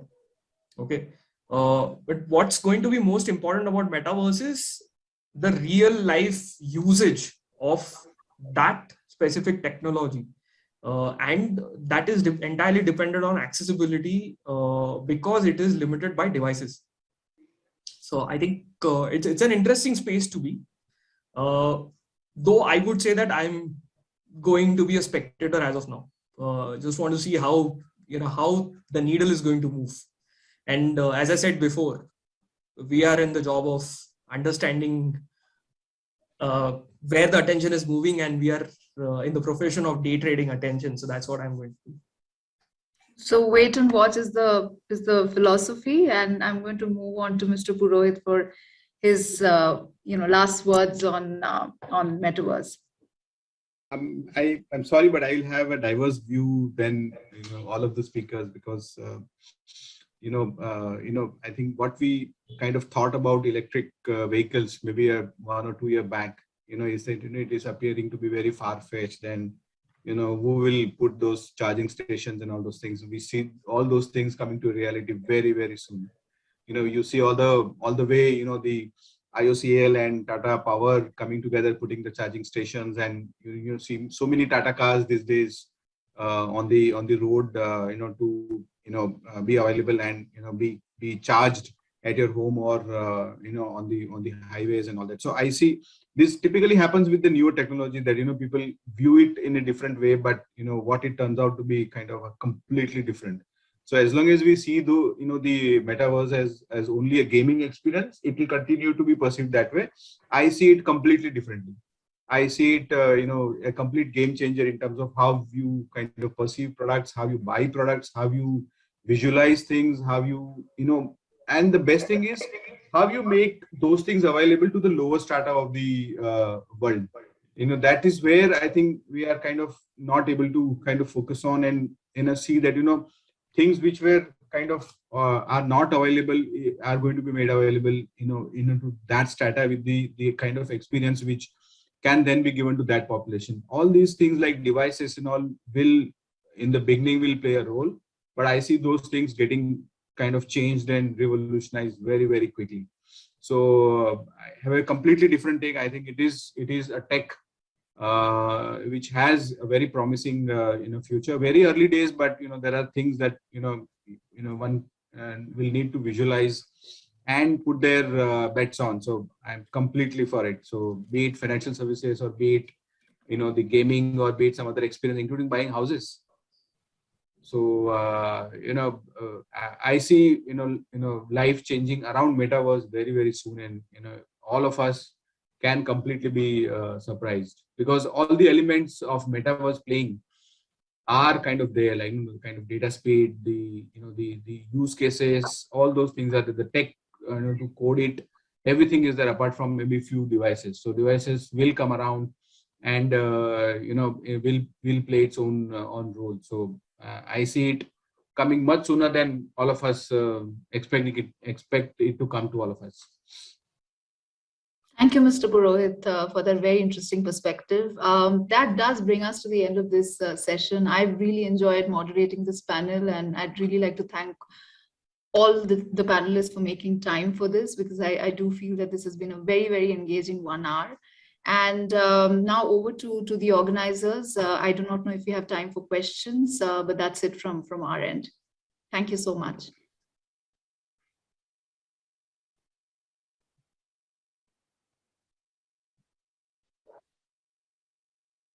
Thank you so much, Piali. Thanks to all the panelists for this really enriching and exciting session, especially with the metaverse angle. Most of the questions that have come to us have either been covered in some way or the other, but there's one question directly for Amit, which talks about how electrical vehicles are actually solving a real problem versus metaverse, if it's actually, solving a problem or it's creating new problems. So if you can give a quick take on that. Fantastic. So it means there are people who are kind of listening, not only only the speakers. So no, I was just giving an anecdotal example. The reason for giving EV ka example is we all were thinking, right? Like, EV has a very long gestation period, and especially country like India, where the basic infra itself is kind of struggling. How do you place EVs and how do you make them run on the roads? But we see those things very rapidly getting changed, and it's already got changed. So like you have players like Tatas, and you have Mahindras, and you have MG, and you have Hyundai, and these days, like you have Merc and Audi is also coming up with the EV vehicles. So what I was trying to highlight is what we thought as a gestation period for a country like India for EVs has actually got shortened, much shortened as compared to what people are thinking that it will take some time. So that's what I was kind of drawing a parallel, saying that something like that humongous as a challenge, saying putting EV on Indian roads is also getting resolved as we speak. So similarly, I feel metaverse is also appearing to be a little longer gestation in future for all of us, but we all might get completely surprised with the devices and with the use cases which can come up in future and kind of mesmerize and surprise all of us. I hope I could answer. Thanks a lot, Amit. Thanks to all the panelists. Thanks, Piali. Thanks, Amrish. Thank you, Rituraj. Thank you, Aman, for that wonderful session. I'm sure the audience has some real learning value from this session to take away. Thanks a lot. Thank you. Thank you all. Thank you. Thank you so much. And viewers, thank you so much for a wonderful time. Bye. Thank you. Bye. Thanks, everyone. Bye. Bye.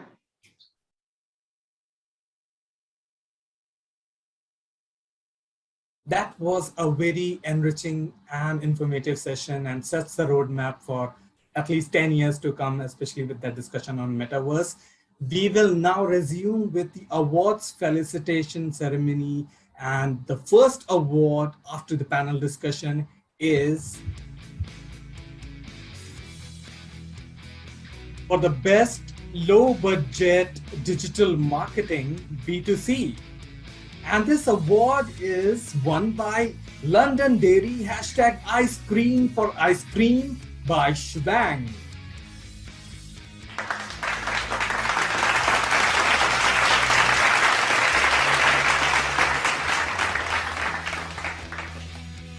Congratulations to the winners. Our next award is for the best low budget digital marketing B2C. And this award is backed by Team Pumpkin for Raise a Glass of Milk.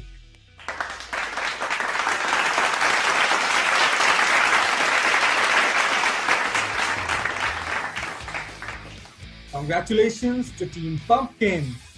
Our next award is for the best moment of trend marketing in B2C. And this award goes to WRM White Rivers Media for Back to School Anthem ITC Classmate.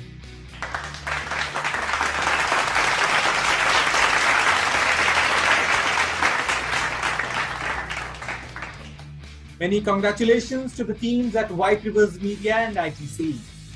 Our next award is for the best product launch online B2C, and this award is won by Gozu for XPS launch Dell Technologies.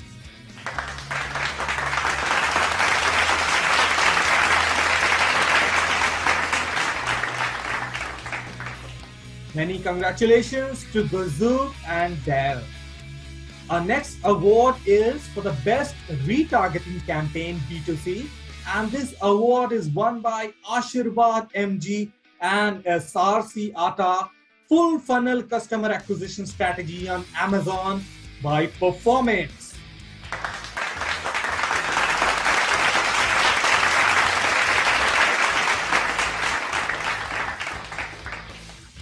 Congratulations to Performix. Our next award is for the best search marketing campaign B2C, and this award goes to Infidigit and Spinny. for how InfiDigit helped boost Spinny's non-brand clicks by 169%.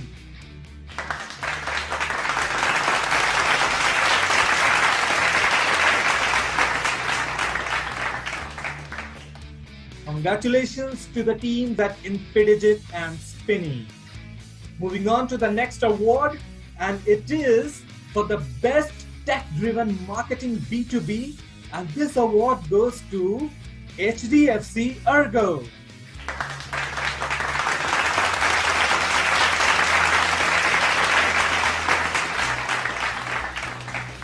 We have with us Naresh Jha, who would like to acknowledge the award and share a few words with the audience.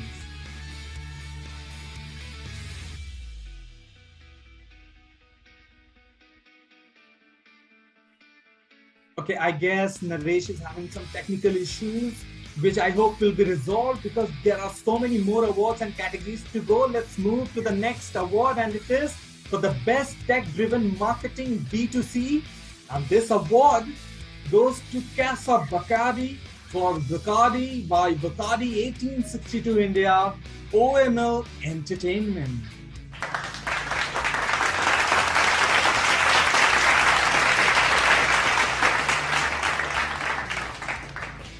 We have Zoya once again with us, who would like to come on screen, acknowledge the award, and share some insights about this campaign. Hello, can I be heard? Am I audible? Hi Zoya, very much. Yes, please go ahead. Okay. I would just like to first of all again thank you guys for this honor, and of course the jury members. Bacardi is one of the premier brands for us, and having won it for Casa Bacardi as a campaign that really was the most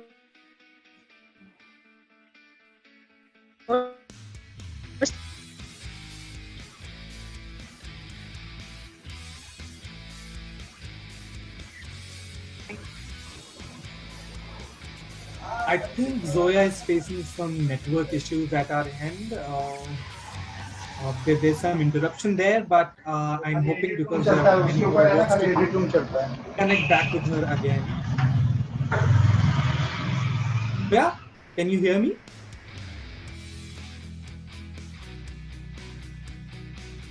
Anyway, let's move on with the program. I'm sure there will be many more chances for OML and the team at Bacardi to acknowledge many more awards. Moving on to the next category, and it is for the best use of digital analytics in marketing B2C, and this award goes to Big Boss OTT Boss Meter by Woot Viacom 18.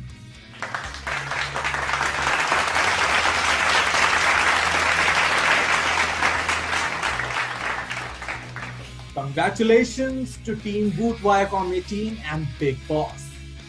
Moving on to the next award, and it is for the best video marketing campaign B2B, and this award goes to Kohler for In Studio with Kohler.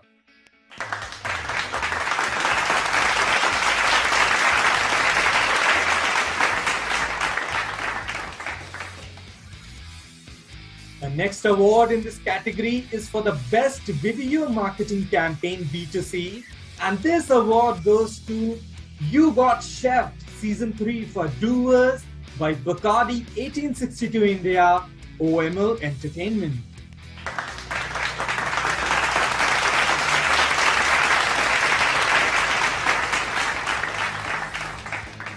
Congratulations to the winners. Moving on, the next award is for the best viral marketing campaign B2C, and this award once again goes to Big Boss OTT Boss Meter by Woot Viacom 18.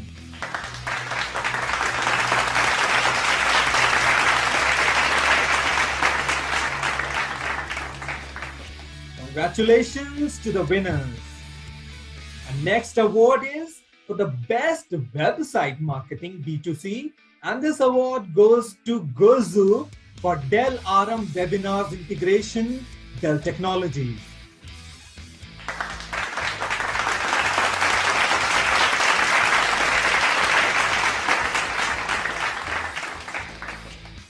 Congratulations to the teams at Gozook and Dell Technologies.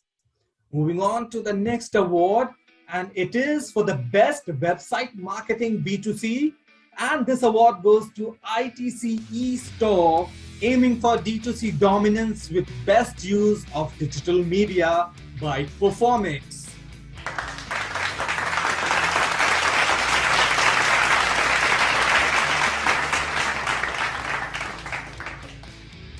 Congratulations to the winners once again.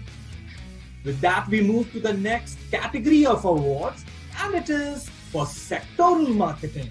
And the first award that we have in this category is for the best marketing campaign for an agriculture enterprise. And this award is backed by HDFC Ergo.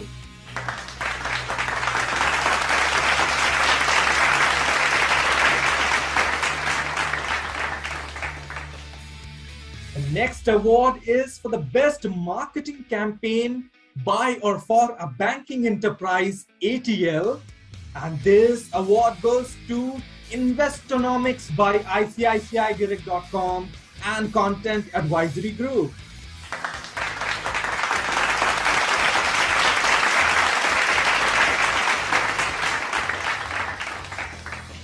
Many congratulations to the winners. Moving on to the next award, and it is for the best marketing campaign by or for a broadcast enterprise, digital. And this award goes to National Geographic, Your Lens.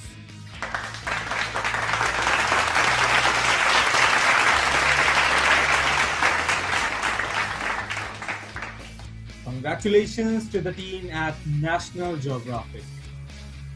Moving on to the next award, and it is for the best product in the insurance segment. And this award, once again, goes to HDFC Ergo.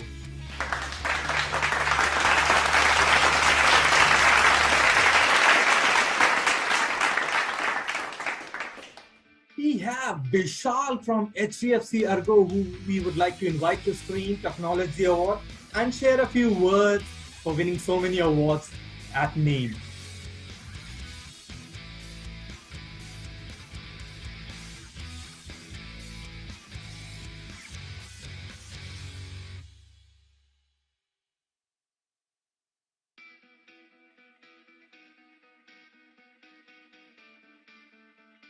Hi Vishal, can you hear me?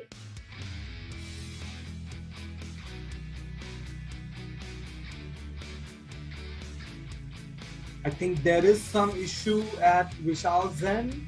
No worries, we might catch up with him later. We will move to the next award, and it is for the best marketing campaign by or for a financial services enterprise, digital. And this award goes to HT Brand Studio.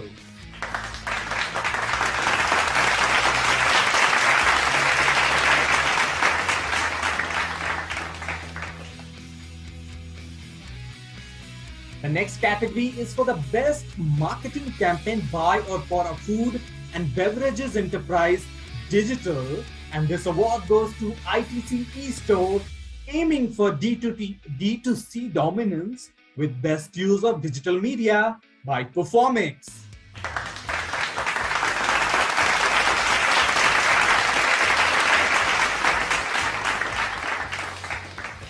Congratulations to the winners. Our next category is for the best marketing campaign by or for a healthcare enterprise, digital. And once again, the award goes to HT Brand Studio.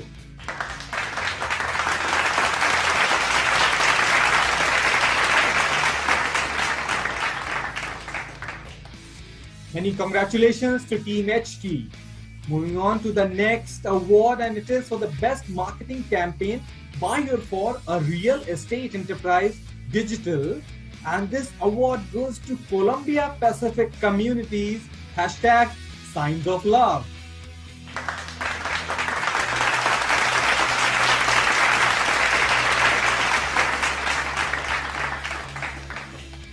Congratulations to the winners.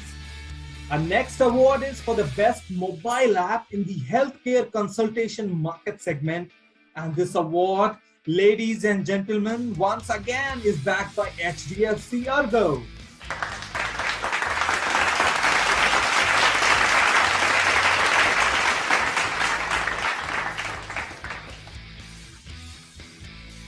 Moving on to the next category of awards, and it is the Marketing Leadership Club.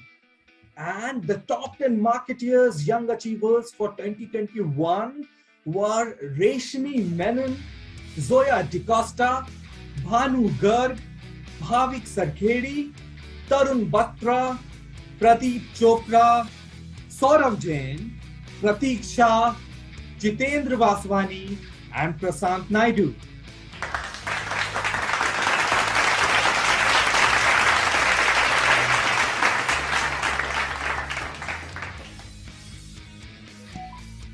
We have Reshmi with us who would like to come on screen and share a few words on this distinction. Hello there. Thank you so much for this honor. It's an absolute pleasure to be sharing the stage with the other 9 winners for the top 10 leaders. Thank you so much, and absolutely have made my year, let alone a day. Thanks a lot, Reshmi, and congratulations to you once again for this, making it to this illustrious list. We also have Zoya DeCosta, who would like to acknowledge this award and share a few words with us. Hello. Hi. Again, as Reshmi said, it's really an honor to be sharing the dais with such prominent people across the industry. And being recognized under the marketeers list is always an encouraging feeling to want to do better and grow better. Yeah, thank you so much. Thank you, Zoya, and congratulations to you once again. Thank you so much. We will now move to our final segment and the most awaited segment of awards, which is the special awards. And we will begin with the first award, which is Digital Marketer of the Year brand. And this award once again goes to Reshmi Menon.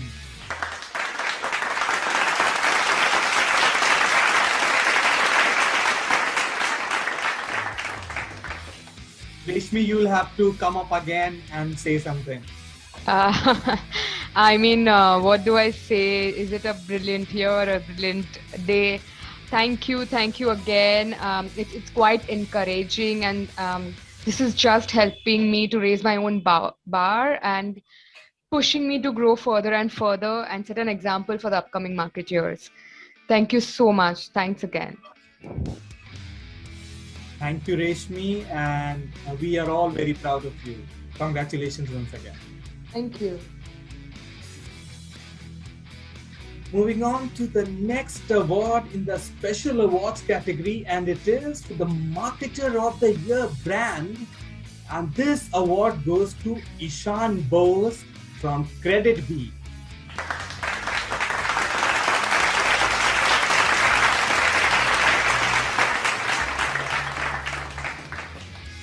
Many congratulations to Ishan and the entire team of Credit B. We now move to the most coveted award of this program, and it is for the Marketing Agency of the Year.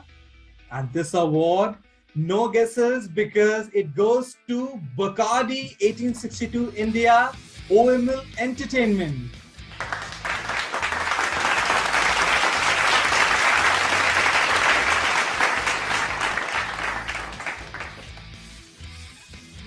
Zoya, you will have to come up once again because this is the most special award of the night.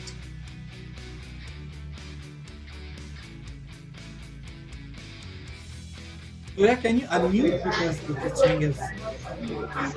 Hi, can you hear me? Hi, once again. Yes, we can. Yes, please go ahead.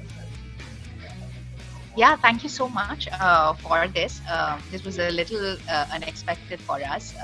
Really happy that we're part of the first edition of this awards and being recognized for this. So super kicked about this, and thank you so much for the recognition. It really means a lot. Thanks a lot, Zoya. It's a very well-deserved win, and congratulations to you and the entire team. We now move to the next award, which is the Marketing Enterprise of the Year.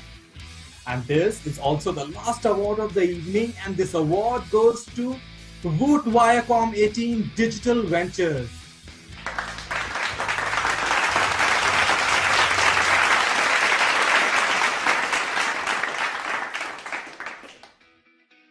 With that, we come to the end of the award felicitation program, but it won't be fair before we acknowledge our jurors who have made this day materialize to what it has. I would like to acknowledge and thank the contributions and time of all our jurors, which included Ashish Sagar, Vice President Marketing at GFC Bank, Nikhil Singh, DVP Shemaru Entertainment, Gitanjali Sachwani, Assistant Vice President Marketing Franklin Templeton, Aprajita Biswas, Head of Brand Marketing The Hindu, Isha Bawa, Marketing Lead at Taidu, Vishal Singh, India GM and Global Commercial VP, Mocha, Amit Purohit, VP and Head, Digital Business, Aditya Birla Sun Life, Archana Agarwal, Vice President Marketing, Airtel, Balaji Vaidyanathan, Marketing Director, Senior, Franklin Templeton, Piali Dasgupta, Senior Vice President Marketing, Columbia Pacific Communities, Binda Dey, CMO, Kolkata Knight Riders, Gaurav Nidha, Senior Manager Marketing, Titan, Gayatri Sharma, Head of Communications, India and South Asia, Rolls-Royce India Private Limited, Vipasha Bhuktani, Head Communications Planning India Mindshare, and finally Ankur Dasgupta, Vice President, Integrated Media, #Orange. With that, we come to an end of the National Marketing Excellence Awards and Conference for 2022. I would take this opportunity to congratulate all the winners and the participants for this program. And I wish you a very happy and merry weekend. With that, I will say you goodbye and let the party begin. Thank you so much. Goodbye.